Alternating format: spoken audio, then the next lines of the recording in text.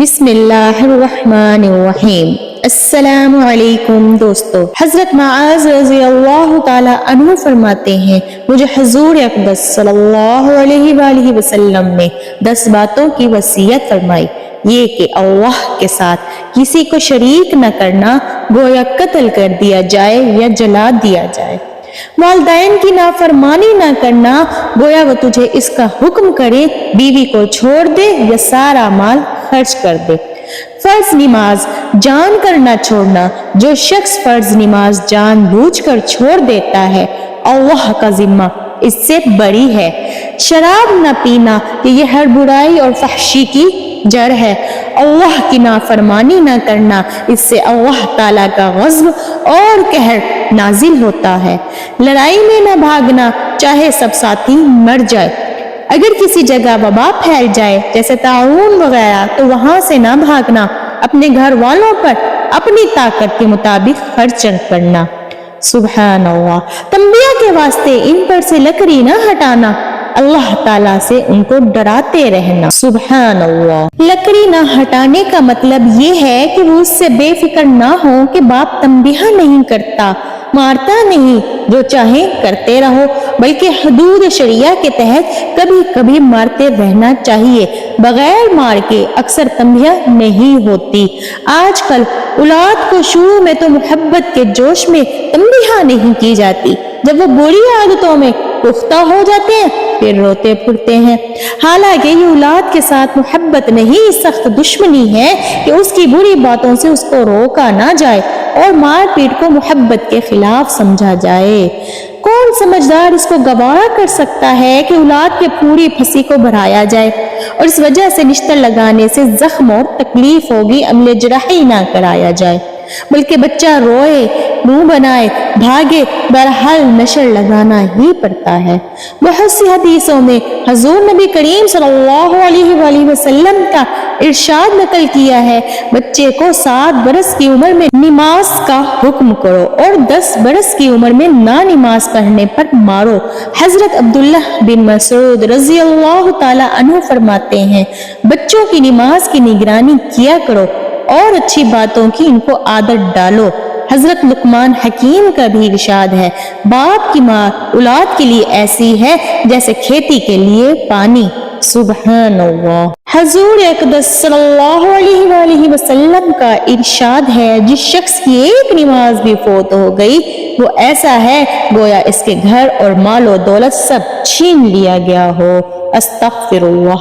نماز کا ضائع کرنا اکثر یا بال بچوں کی وجہ سے ہوتا ہے کہ ان کی خیر خبر میں مشغول رہے یا دولت کے کمانے کے لالچ میں ضائع کی جاتی ہے۔ حضور اقدس صلی اللہ علیہ وآلہ وسلم کا ارشاد ہے نماز کا ضائع کرنا انجام کے اعتبار سے ایسا ہی ہے گویا مال، بچے، دولت سب ہی چھین لیا گیا ہو اور اکیلا کھڑا رہ گیا، یعنی جتنا خسارہ اور نقصان اس حالت میں ہے اتنا ہی نماز کے چھوڑنے میں ہے۔ ایک مرتبہ حضور اقدس صلی اللہ علیہ وآلہ وسلم نے نماز کا ذکر فرمایا اور یہ ارشاد فرمایا جو شخص نماز کا اہتمام کرے تو نماز اس کے لیے قیامت کے دن نور ہوگی اور حساب پیش ہونے کے وقت حجت ہوگی اور نجات کا سبب ہوگی، جو شخص نماز کا اہتمام نہ کرے اس کے لیے قیامت کے دن نہ نور ہوگا، نہ اس کے پاس کوئی حجت ہوگی اور نہ نجات کا کوئی ذریعہ۔ اس کا حشر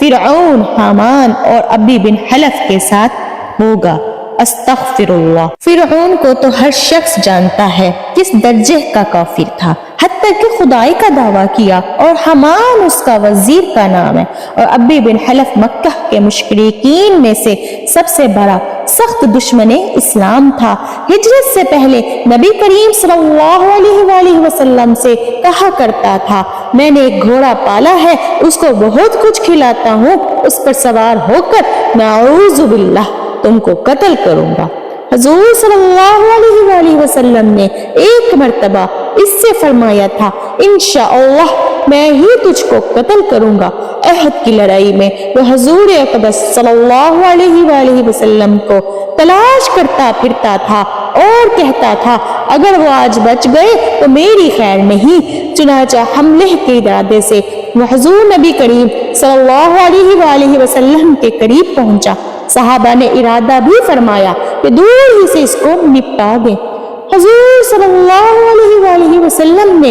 ارشاد فرمایا آنے دو۔ جب وہ قریب ہوا تو حضور نبی کریم صلی اللہ علیہ وآلہ وسلم نے ایک صحابی کے ہاتھ میں سے برچھا لے کر اس کو مارا جو اس کی گردن پر لگا، اور ہلکا سا خراش اس کی گردن پر آ گیا، مگر اس کی وجہ سے گھوڑے سے لڑکتا ہوا اور کئی مرتبہ گرا اور بھاگتا ہوا اپنے لشکر میں پہنچ گیا اور چلاتا تھا کہ خدا کی قسم مجھے محمد عربی صلی اللہ علیہ وآلہ وسلم نے قتل کر دیا۔ کفار نے اس کو اطمینان دلایا کہ معمولی خراش ہے، کوئی فکر کی بات نہیں، مگر وہ کہتا تھا محمد صلی اللہ علیہ وآلہ وسلم نے مکے میں کہا تھا میں تجھ کو قتل کروں گا، خدا کی قسم اگر وہ مجھ پر تھوک بھی دیتے تو میں مر جاتا۔ لکھتے ہیں اس کے چلانے کی آواز ایسی ہو گئی تھی جیسا کہ بیل کی ہوتی ہے۔ ابو سفیان جو اس لڑائی میں بڑے زوروں پر تھا، اس کو شرم دلائی کہ اس ذرا سی خراش سے اتنا چلاتا ہے۔ اس نے کہا تجھے خبر بھی ہے یہ کس نے ماری ہے؟ یہ محمد صلی اللہ علیہ وآلہ وسلم کی مار ہے۔ مجھے اس سے جس قدر تکلیف ہو رہی ہے، لات اور عزا دو مشہور بتوں کے نام ہیں، کہ قسم اگر یہ تکلیف سارے حجاز والوں کو تقسیم کر دی جائے تو سب ہلاک ہو جائیں۔ محمد صلی اللہ علیہ وآلہ وسلم مجھ سے مکہ میں کہا تھا میں تجھ کو قتل کروں گا، میں نے اسی وقت سمجھ لیا تھا میں ان کے ہاتھ سے ضرور مارا جاؤں گا، میں ان سے چھوٹ نہیں سکتا۔ اگر وہ اس کہنے کے بعد مجھ پر تھوک بھی دیتے تو میں اس سے بھی مر جاتا۔ چنانچہ مکہ مکرمہ پہنچنے سے ایک دن پہلے وہ راستے ہی میں مر گیا۔ ہم سب مسلمانوں کے لیے نہایت غیرت و عبرت کا مقام ہے۔ ایک کافر کا بچہ کافر و سخت دشمن تو حضور نبی کریم صلی اللہ علیہ وآلہ وسلم کے ارشاد کے سچا ہونے کا اس قدر یقین ہو کہ اپنے مارے جانے میں ذرا بھی تردد یا شک نہ تھا، لیکن ہم لوگ حضور نبی کریم صلی اللہ علیہ وآلہ وسلم کو سچا ماننے کے باوجود، حضور نبی کریم صلی اللہ علیہ وآلہ وسلم کے ارشادات کو یقینی کہنے کے باوجود، حضور صلی اللہ علیہ وآلہ وسلم کے ساتھ محبت کے دعوے کے باوجود، حضور نبی کریم صلی اللہ علیہ وآلہ وسلم کی امت ہونے پر فخر کے باوجود کتنے ارشادات پر عمل کرتے ہیں، اور جن چیزوں میں حضور نبی کریم صلی اللہ علیہ وآلہ وسلم نے عذاب بتائے ہیں ان سے کتنا ڈرتے ہیں، کتنا کانپتے ہیں، یہ تو ہر شخص ہی اپنے گریبان میں منہ ڈال کر دیکھنے کی بات ہے۔ کوئی دوسرا کسی کے متعلق کیا کہہ سکتا ہے؟ ابن حجر رحمت اللہ نے کتاب الزواجر میں قارون کا بھی فرعون وغیرہ کے ساتھ ذکر کیا ہے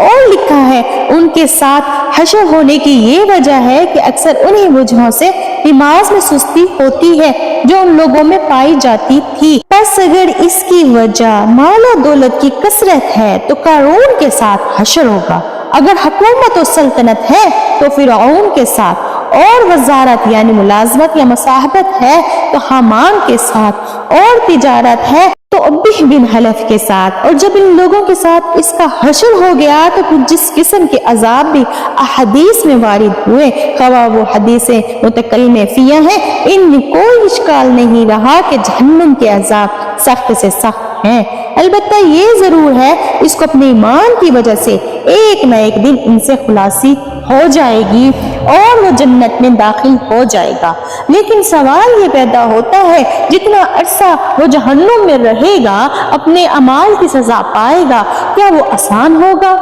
دوستو، اگر ہم ان عذابات سے بچنا چاہتے ہیں جن کا ذکر احادیث میں آیا ہے تو ہمیں چاہیے ہم اللہ کے بتائے ہوئے طریقوں کے مطابق اور شریعت محمدیہ کے مطابق اپنی زندگی کو گزاریں تاکہ ہم دنیا میں بھی کامیاب ہو سکیں اور آخرت میں ہمیں اچھا ٹھکانہ جنت الفردوس ملے۔ آمین۔ دوستو، اگر آپ کو یہ ویڈیو اچھی لگی ہو تو چینل کو سبسکرائب کر کے کمنٹ میں ضرور بتائیے گا۔ جزاک اللہ۔